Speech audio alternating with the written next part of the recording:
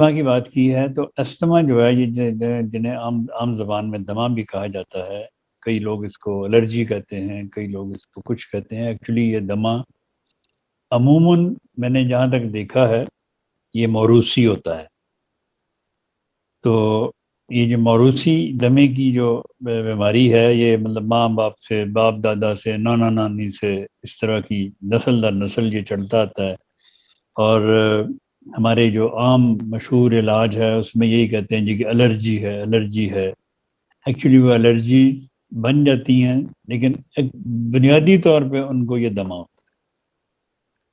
تو اس دمے کے ہومیوپیتھی میں بے شمار علاج ہیں، اور میں نے خدا تعالیٰ کے فضل سے اس کے بہت کامیاب علاج کیے ہیں، لیکن یہ ڈے آف نائٹ علاج نہیں ہے۔ اس کے لیے کم از کم 1.5 سال دوائیں، مختلف دوائیں کھانی پڑتی ہیں، تو اللہ تعالیٰ کے فضل سے یہ دمہ ٹھیک ہو جاتا ہے۔ تو کچھ دوائیں میں آپ کو بتا دیتا ہوں۔ اس کی جو سب سے بڑی مین دوا ہے وہ تو ہے بیسیلائنم یا ٹوبرکولینم۔ آپ 200 میں یا 1000 میں ویکلی ڈوز دیں۔ اس کے ساتھ دمے کے ساتھ عموماً بچوں کا یا بڑوں کا آکسیجن لیول کم ہوتا ہے۔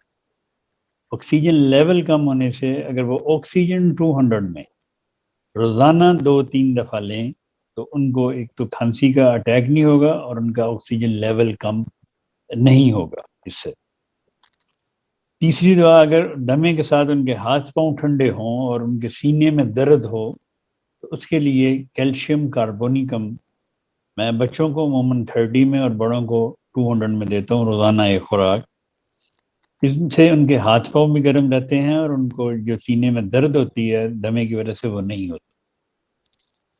پھر ہم نے ایک کمپاؤنڈ بنایا ہوا ہے مدر ٹنکچرز کا، اس میں ہے بلاٹا اورینٹا، پوتھوس، اسپیڈوسپرما اور گرینڈیلیا۔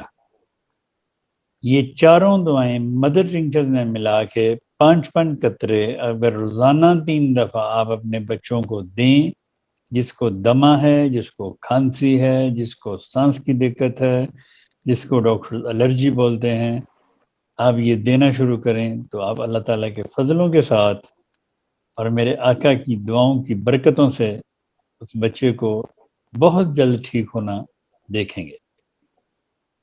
جیسے میں نے پہلے عرض کیا کہ ڈے آف نائٹ نہیں، کچھ عرصہ اس کی دوائیں کھانی پڑتی ہیں لیکن فرق پڑنا شروع ہو جاتا ہے۔ بندے کو جب فرق پڑنا شروع ہو جائے پھر اس کو احساس ہوتا ہے کہ دوائیاں مجھ پہ اثر کر رہی ہیں۔ جب دوائیاں اثر کرتی ہیں تو پھر وہ بتاتی ہیں کہ ہم اثر کر رہی ہیں۔